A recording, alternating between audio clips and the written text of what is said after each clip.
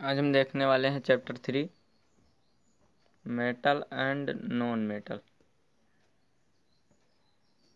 Metal and non metal.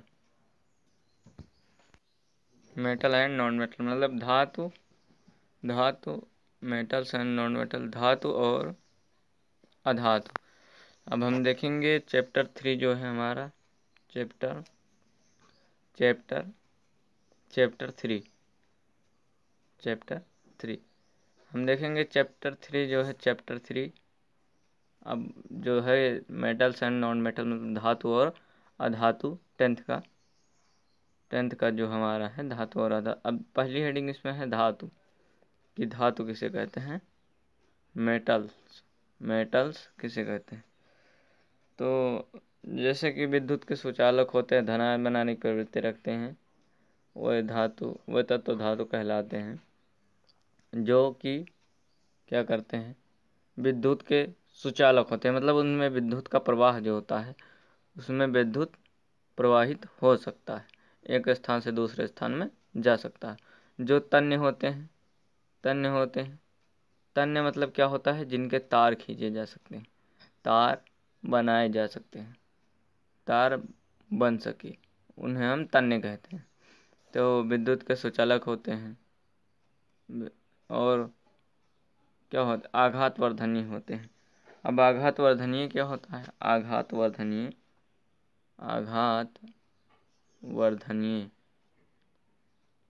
होते हैं। अब आघातवर्धनीय क्या होता है, मतलब उनको जब हम पीटें, क्या करें, जब उनको पीटें तो उनके पृष्ठ के क्षेत्रफल में जो हो वृद्धि हो, और टूटे ना, क्या हो, पृष्ठ के क्षेत्रफल में वृद्धि हो और टूट ना सके, मतलब केवल वृद्धि हो और वो टूटे ना, तो उन्हें धातु कहते हैं। ऐसे कई शर्तें हैं इनमें, और जो कि है उनमें क्या होती है, विशेष प्रकार की चमक होती है उसमें, जिन्हें हम धात्विक चमक कहते हैं। विशेष प्रकार की चमक होती है, विशेष प्रकार की चमक होती है, और ऊष्मा के सुचालक होते हैं। तो ये सब क्या कहलाते हैं, हमारे धातु कहलाते हैं। वे धातु कहलाते हैं जो विद्युत तथा ऊष्मा के सुचालक होते हैं, धनायन बनाने की प्रवृत्ति रखते हैं, आघातवर्धनीय होते हैं। ये सब कंडीशनें क्या कहलाती हैं, हमारी धातु कहलाती हैं। हम कहेंगे वे तत्व धातु कहलाते हैं, वे तत्व धातु कहलाते हैं वे तत्व धातु कहलाते हैं जो विद्युत तथा ऊष्मा के सुचालक होते हैं, तन्य होते हैं, आघातवर्धनीय होते हैं, जिनके पृष्ठ के क्षेत्रफल में और विशेष प्रकार की चमक होती है। ये सब कंडीशनें हमारी क्या कहलाती हैं, धातु कहलाती हैं। धनायन बनाने की प्रवृत्ति रखते हैं, धनायन बनाने की प्रवृत्ति रखते हैं, मतलब ये क्या होते हैं, दाता होते हैं, धनायन बनाने की प्रवृत्ति रखते हैं। मतलब ये किसी को क्या करेंगे, यन्य जैसे सोडियम धातु होती है, उसका इलेक्ट्रॉनिक विन्यास करेंगे 2, 8 और 1 लास्ट में बच रहा है। मतलब यन्य क्या है, एक किसी तत्व के साथ क्रिया करेगा, मतलब क्या है, दाता है, मतलब धनायन बना रहा है, धनायन। तो इस तरह से ये धनायन होते हैं, प्रकार से हमारा धातु होता है। तो जो हमने टॉपिक क्लियर करे, इनके सारे नोट्स हैं, और उदाहरण है कॉपर, आयरन, मरकरी, सोडियम जो होते हैं धातु होते हैं। अब देखेंगे हम, अब देखना है हमें कि नॉन मेटल मतलब अधातु क्या होते हैं। अधातु सेम इसका अपोजिट मतलब उल्टे होते हैं। अधातु जो होते हैं इनके जो होते हैं धातु के उल्टे होते हैं, जैसे कि धनायन बनाने की प्रवृत्ति नहीं रखते हैं, मतलब क्या बनाते हैं, ऋणायन बनाने की प्रवृत्ति रखते हैं। धनायन बनाने की प्रवृत्ति धातु के क्या होते हैं, धातु के उल्टे, धातु के अपोजिट होते हैं, मतलब उल्टा होता है। धातु के उल्टे जो होते हैं अधातु होते हैं, मतलब धनायन बनाने की प्रवृत्ति नहीं रखते, वो ऋणायन बनाने की प्रवृत्ति रखते हैं, आघातवर्धनीय नहीं होते हैं। तो ये सब सारी चीज़ें क्या कहलाती हैं, अधातु कहलाती हैं। धातु होते हैं सोना, चांदी, सोडियम, और अधातु जो होते हैं, जैसे अधातु हमने ले लिया हाइड्रोजन, ऑक्सीजन, और वो सारी चीज़ें ये क्या हैं, हमारे क्या हैं, अधातु होती हैं। अधातु क्या होते हैं? अधातु वे पदार्थ होते हैं जो सामान्यतः विद्युत तथा ऊष्मा के कुचालक होते हैं, तन्य नहीं होते, जिनमें सामान्यतः कोई विशेष प्रकार की चमक नहीं होती, जो आघातवर्धनीय ना होकर भंगुर होते हैं, मतलब वो टूट जाते हैं, अर्थात जिन्हें पीटने पर छोटे छोटे कणों में टूट जाते हैं, टुकड़ों में बिखर जाते हैं, और जो सामान्यतः ऋणायन बनाने की प्रवृत्ति रखते हैं, मतलब ऋणायन बनाते हैं। उदाहरण सल्फर, ब्रोमीन, ऑक्सीजन, हाइड्रोजन तथा कार्बन आदि अधातु हैं। अब हम देखेंगे कि उपधातु क्या होते हैं। उपधातु तो उपधातु क्या होते हैं ये हमें देखना है। तो जो धातु होते हैं, धातु तथा अधातु दोनों के क्या गुण उत्पन्न करते हैं, दोनों के गुण उत्पन्न करते हैं, उन्हें हम क्या कहते हैं, उपधातु कहते हैं।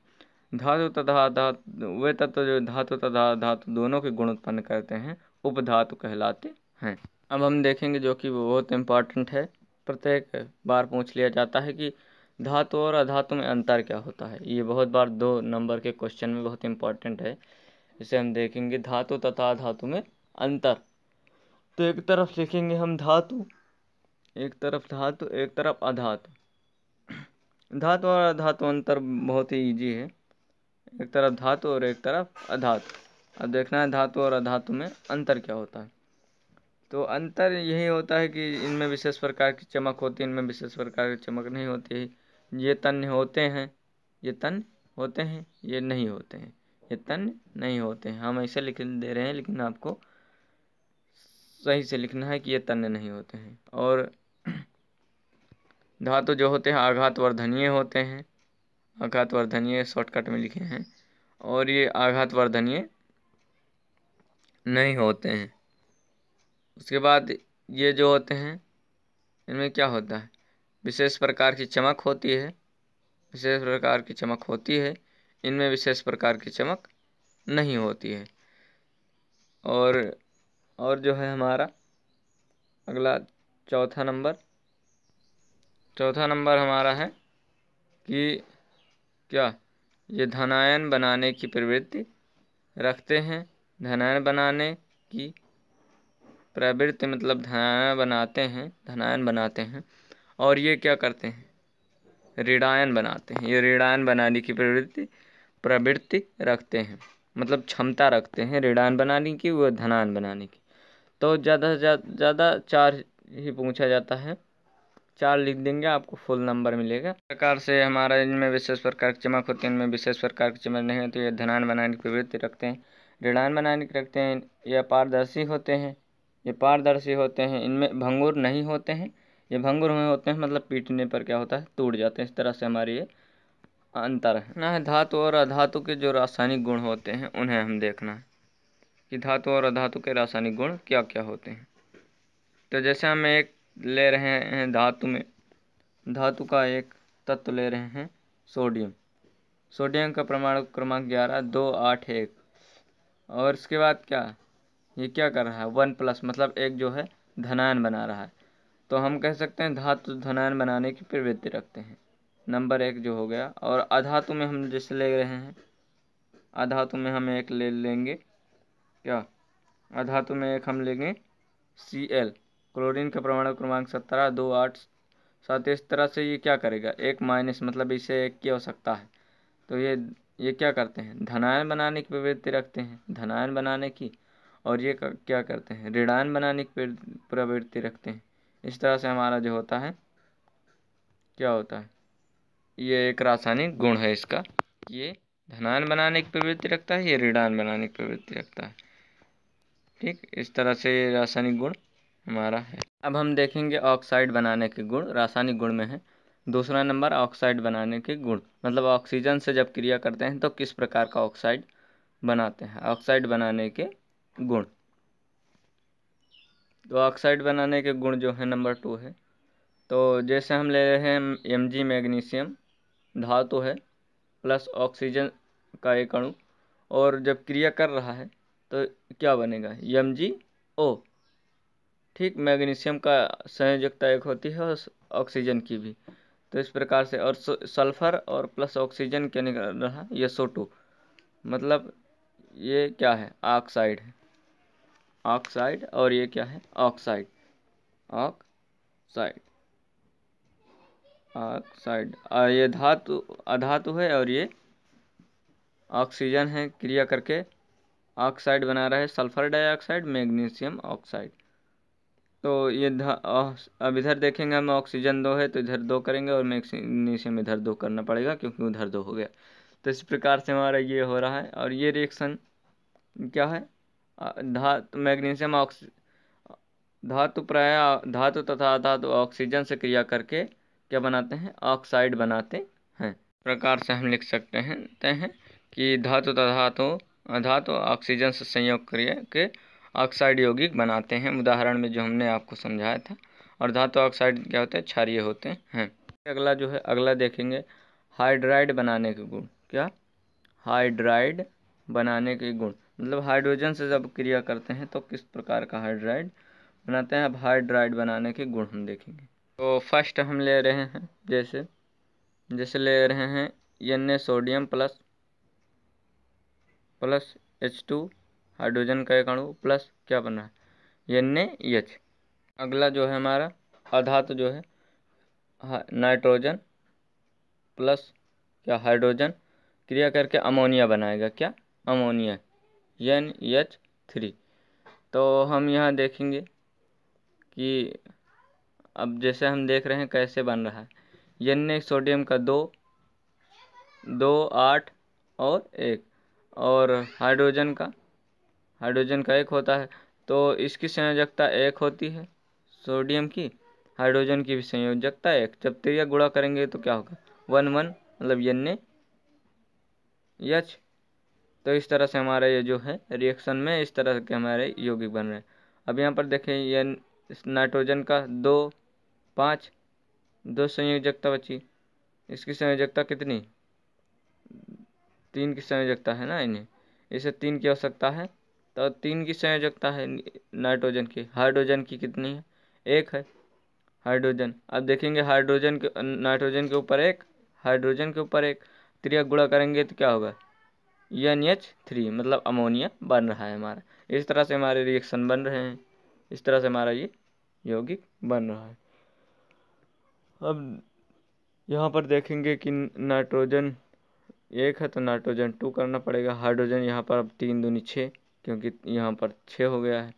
तो यहाँ पर देखेंगे हाइड्रोजन 1 है, हाइड्रोजन इधर 1 है, तो उधर हम 2 करेंगे, तो इधर हमारी तरफ इधर 2 सोडियम करना पड़ेगा। अगला रासायनिक गुण हमें देखना है, क्या है अगला रासायनिक गुण है कि लवणों का विद्युत अपघटन। उनका विद्युत अपघटन हम देखेंगे किस प्रकार से होता है। तो विद्युत अपघटन किस प्रकार से, जैसे हम ले रहे हैं NaCl जब टूटता है, सॉरी उत्क्रमणीयता का चिन्ह लगेगा इस पर, उत्क्रमणीयता का चिन्ह लगाएंगे। तो इस प्रकार से Na++Cl- में टूट जाता है। Na जो है ऋणोद पर है और Cl- धनोद पर, मतलब Na जो है, अब देखेंगे कैथोड और एनोड, कैथोड क्या होता है, कैथोड पर। अब कैथोड पर मतलब प्लस जो हैं उन्हें हम कैथोड कहते हैं। अब ये इलेक्ट्रॉन एक क्या कर रहा है, एक इलेक्ट्रॉन दे सकता है किसी को, Na+ जो है। और एनोड पर क्या होता है, एनोड Cl जो है माइनस, एक इलेक्ट्रॉन क्या करेगा, एक इलेक्ट्रॉन लेकर के बनाएगा माइनस। तो अब हम अगला देखेंगे मिश्र धातु क्या होता है।